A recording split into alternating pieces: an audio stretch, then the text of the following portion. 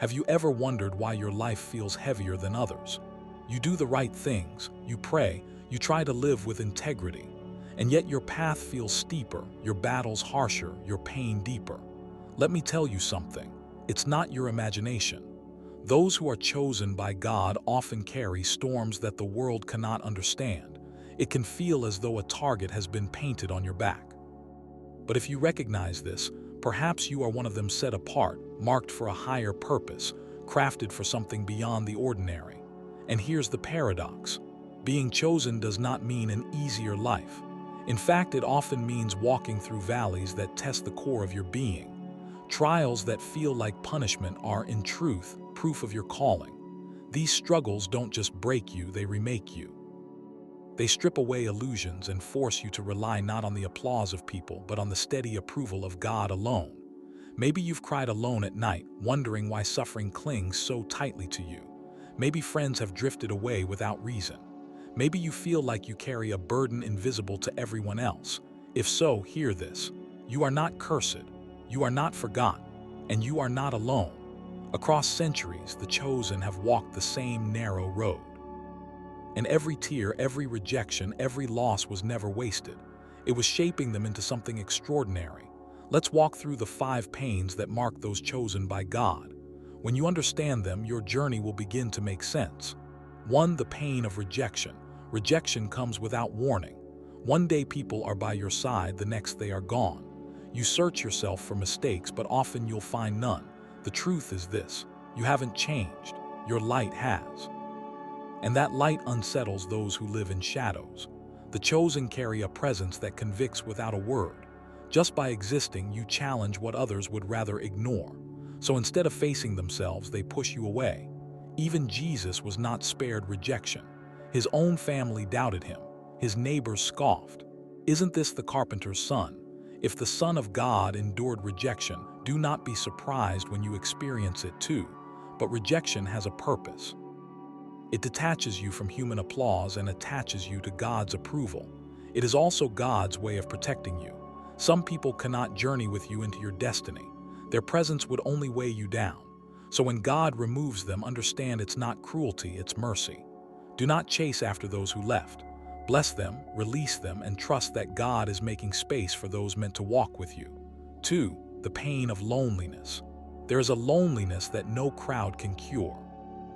You can be surrounded by friends, family, laughter, and noise, and still feel an emptiness gnawing inside.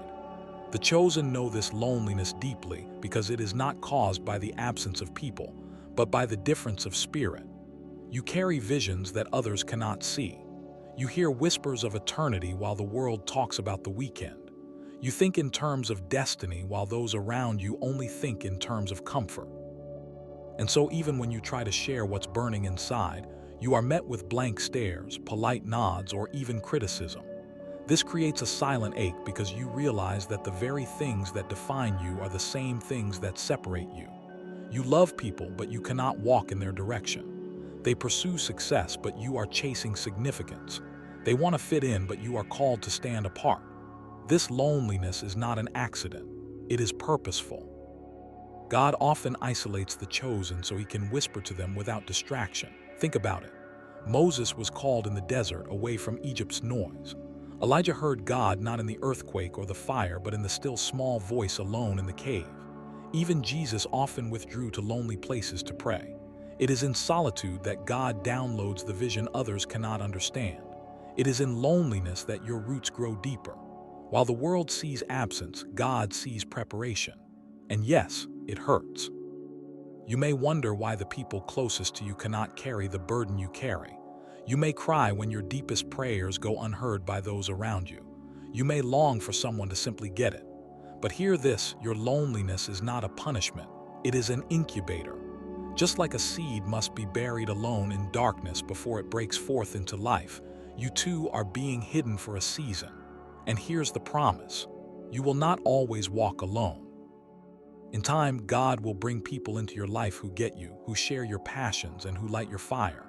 Until then, the loneliness you feel is shaping you, sharpening you, and setting you apart for what is to come. So do not despise it.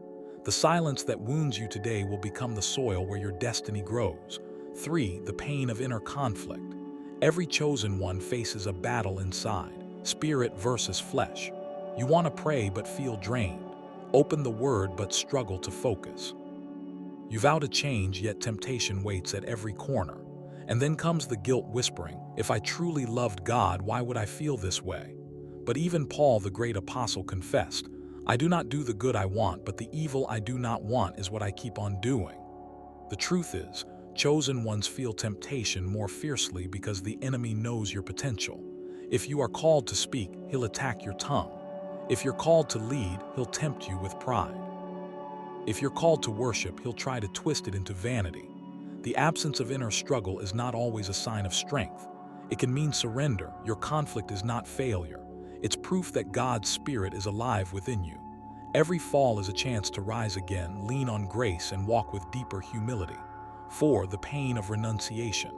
The chosen are called to let go again and again. Sometimes it begins small, a habit, a song, a place that no longer sits right with your spirit. But over time, the sacrifices grow heavier. Friendships that once defined you now hold you back. Career paths that looked promising suddenly clash with your calling. Even blessings others celebrate may not belong to you. Abraham left his land. Moses gave up the palace. Paul laid aside his achievements. Each renunciation felt like loss, but it was actually preparation. In God's world, taking away can actually mean adding more. Isn't that wild? Every time you let go, you make room for something greater. Your tears of surrender are seeds of future joy. 5. The pain of waiting. Perhaps the hardest pain of all, waiting. The world races ahead while you feel stuck in slow motion. You pray, but heaven seems silent. You knock and doors refuse to open. Joseph knew this pain sitting in a prison while his dreams gathered dust. David knew it, anointed as king yet hiding in caves for years. Their delays were not punishment, they were preparation. Waiting refines character so you can handle the weight of the promise when it finally comes. Every unanswered prayer is stretching your trust. Every closed door is testing your obedience. And though it feels cruel, God's timing is never late. The meaning behind the pain. When you weave these pains together, rejection, loneliness, inner conflict, renunciation, and waiting, you begin to see the pattern. These are not signs that God has abandoned you. They are marks of his calling. Rejection shifts your trust to him. Loneliness sharpens your ear for his voice. Inner conflict keeps you humble and dependent. Renunciation frees your hands for greater gifts. Waiting boosts your faith and patience. Your journey may not be easy, but it is sacred. While others chase comfort, you are being prepared for purpose. While many skim the surface, you are being called to the depths. One day, all those tears will finally make sense. You will see that the nights you spent weeping were seeds of harvest, that every no was a greater yes. And when the promise finally arrives, you will say with unshakable certainty, it was worth it. Every tear, every rejection, every lonely night, it was all worth it. So if you feel different, if you feel misunderstood, if you feel the weight of invisible battles, remember this. You are chosen, and the chosen do not walk easy paths. They walk with purpose and meaning. Do not give up. The best is yet to come.